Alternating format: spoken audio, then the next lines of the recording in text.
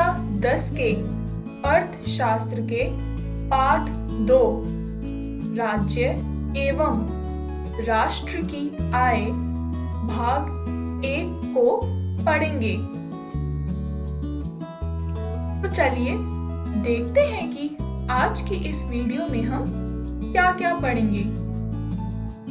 आज हम बिहार की आय मतलब इनकम के बारे में जानेंगे कि किस तरह बिहार के लोग आय कमाते हैं, और हम राष्ट्रीय आय मतलब नेशनल इनकम के बारे में भी जानेंगे कि राष्ट्रीय आय होती क्या है और उसका महत्व क्या होता है। तो चलिए दोस्तों, हम आय के बारे में समझते हैं कि आय होती क्या है। आय को इनकम भी कहा जाता है।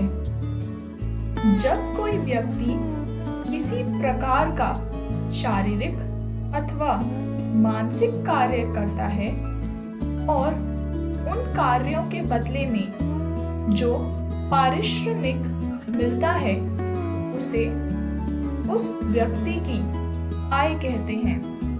हम सब भी देखते हैं कि समाज का हर व्यक्ति अपने परिश्रम के द्वारा जो अर्जित करता है वह अर्जित संपत्ति उसकी आय मानी जाती है। व्यक्ति को प्राप्त होने वाली आय मौद्रिक मतलब रुपए पैसे के रूप में अथवा वस्तुओं के रूप में भी हो सकता है।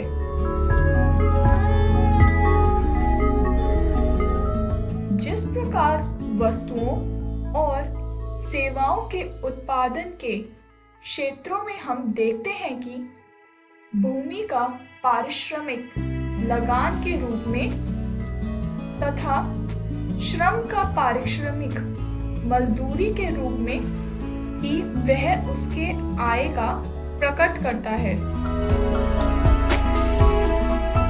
बिहार अत्यंत गरीब एवं पिछड़ा हुआ राज्य है, जहां गरीबी की व्यापक प्रवृत्ति निरंतर मौजूद रही है। बिहार राज्य की प्रति व्यक्ति आय पूरे देश भर में न्यूनतम है, जिसके चलते बचत निम्न स्तर पर है। कम बचत के कारण पूंजी निर्माण दर कम होता है। ठीक इसके विपरीत भारत के विकसित राज्यों जैसे दिल्ली, गोवा आदि में जहां प्रति व्यक्ति आय ऊंचा है, बचत एवं विनियोग अधिक है तथा पूंजी निर्माण दर भी ऊंचा है। सामान्यतः हम यह भी जानते हैं कि गरीबी को जन्म देता है। इसे गरीबी के कुचक्र के रूप में भी व्यक्त किया जा सकता है। अगला है राष्ट्रीय आय, जिसे नेशनल इनकम भी कहा जाता है। अर्थशास्त्र में राष्ट्रीय आय की धारणा बहुत ही महत्वपूर्ण पहलू है। किसी देश का आर्थिक विकास उसकी राष्ट्रीय आय पर निर्भर करता है तथा आर्थिक प्रगति को मापने का सर्वोत्तम साधन भी राष्ट्रीय आय ही है। अब आप लोग सोच रहे होंगे कि राष्ट्रीय आय होती क्या है। राष्ट्रीय आय एक वित्तीय वर्ष मतलब फाइनेंशियल ईयर के दौरान किसी देश में उत्पादित की गई वस्तुओं और सेवाओं के मूल्य को कहा जाता है। किसी देश की राष्ट्रीय आय द्वारा ही हम आर्थिक विकास को माप सकते हैं। अर्थशास्त्र में वितरण की धारणा राष्ट्रीय आय के आकलन में एक महत्वपूर्ण स्थान रखती है। इसे हम उत्पादन के विभिन्न साधनों के भागीदारी में हिस्सा लेने को कहते हैं।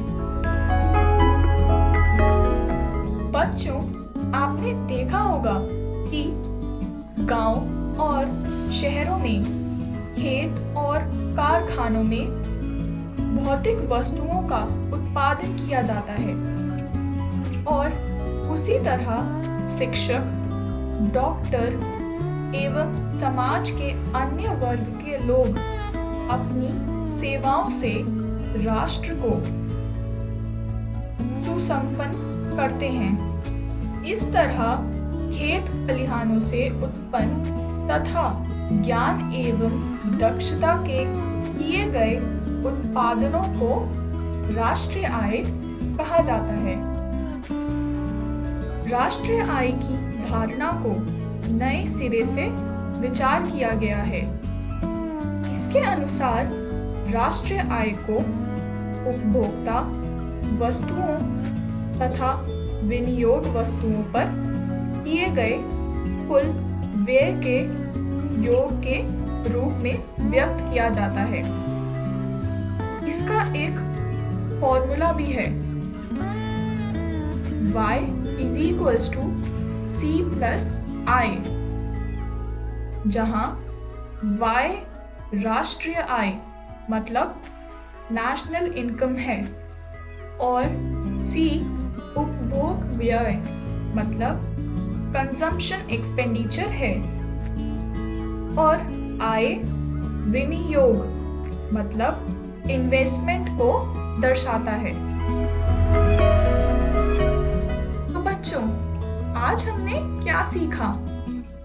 आज हमने बिहार की आय मतलब इनकम के बारे में जाना कि बिहार एक ऐसा राज्य है जो अभी भी बहुत पिछड़ा हुआ है और हमने राष्ट्रीय आय मतलब नेशनल इनकम के बारे में भी जाना कि किस तरह राष्ट्रीय आय एक देश की आर्थिक विकास को दर्शाता है। अब आप सब भी अपनी अर्थशास्त्र की बुक हमारी अर्थव्यवस्था से इस टॉपिक को दोबारा जरूर पढ़ें और समझें भी। अगली वीडियो में हम प्रति व्यक्ति आय मतलब पर कैपिटा इनकम के बारे में पढ़ेंगे। इस तरह आर्थिक विकास के लिए प्रति व्यक्ति आय महत्वपूर्ण है और राष्ट्रीय आय की गणना मतलब मेजरमेंट ऑफ नेशनल इनकम के बारे में भी पढ़ेंगे। धन्यवाद।